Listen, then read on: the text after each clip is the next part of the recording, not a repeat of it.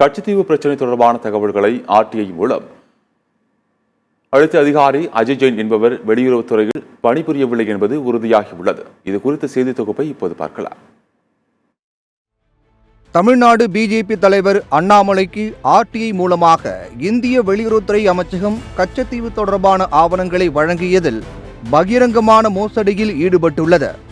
வெளியுறவு அமைச்சகத்திலேயே பணியாற்றாத அதிகாரியின் பெயரில் ஆவணங்கள் திருட்டுத்தனமாக வெளியிடப்பட்டது வெளிச்சத்துக்கு வந்துள்ளது. கடந்த மார்ச் மாதம் கச்சத்தீவு தொடர்பான ஆவணங்களை கோரி தமிழ்நாடு பிஜேபி தலைவர் அண்ணாமலை விண்ணப்பம் செய்கிறார். அவரது ஆன்லைன் விண்ணப்பத்தின் எண் RE24000328 என்று வெளியுறவுத்துறை அமைச்சகத்தின் இணையதளம் தெரிவிக்கிறது. ஆனால் வழக்கத்திற்கு மாறாக விண்ணப்பதாரரின் பெயரை குறிப்பிட மிக தெளிவாக மறுத்துவிட்டனர். அதேபோல விண்ணப்பத்தை ரிசீவ் செய்து பதில் தர வேண்டிய பொது தகவல் அலுவலர் யார் என்ற விவரங்கள் மறைத்துவிட்டனர்.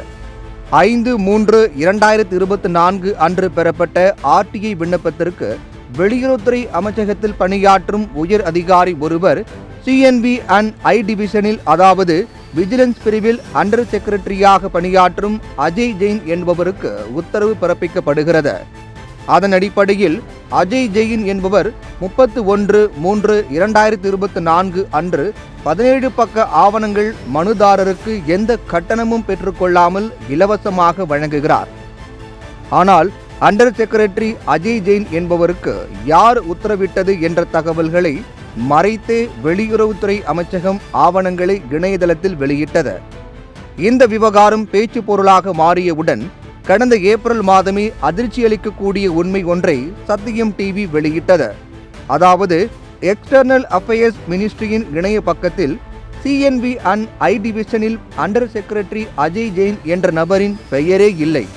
அந்த டிவிஷனில் மட்டுமல்ல, இந்திய வெளியுறவுத்துறை அமைச்சகத்திலேயே அப்படி ஒரு அதிகாரி பணியாற்றவில்லை என்ற விவரங்களை சத்தியம் டிவி வெளியிட்டது.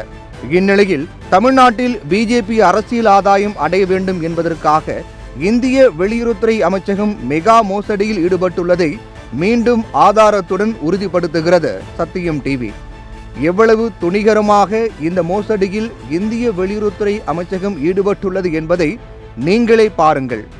எக்ஸ்டர்னல் அஃபேர்ஸ் மினிஸ்ட்ரியின் CNV&I டிவிஷனில் பணியாற்றும் அதிகாரிகள் குறித்த விவரங்களை கோரி ஆர்டிஐ மூலமாக விண்ணப்பம் செய்திருந்தோம். அதற்கு வெளியுறவுத்துறை அமைச்சகம் மிக தெளிவாக பதில் கொடுத்துள்ளது.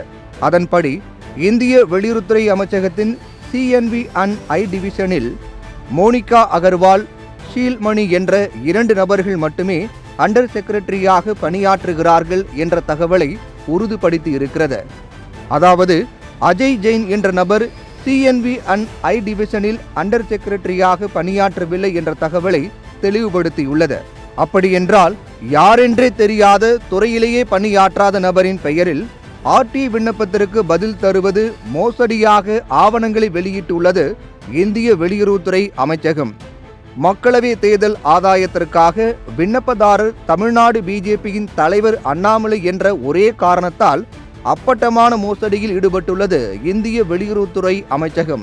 இப்படி மோசடியாக வெளியிடப்பட்ட ஆவணத்தை வைத்துக்கொண்டு இந்த நாட்டின் வெளியுறவுத்துறை அமைச்சரும் செய்தியாளர்களை சந்தித்து பேட்டியளித்தார். தமிழ்நாட்டில் அரசியல் ரீதியான குழப்பத்தை ஏற்படுத்தி ஆட்சியாளர்களுக்கு அவப்பெயரை உண்டாக்கி அதன் மூலம் தேர்தல் ஆதாயம் அடைய வேண்டும் என தீட்டப்பட்ட சதி திட்டத்திற்கு இந்தியாவின் வெளியுறவுத்துறை அமைச்சகம் பகிரங்கமாக உதவி செய்துள்ளது.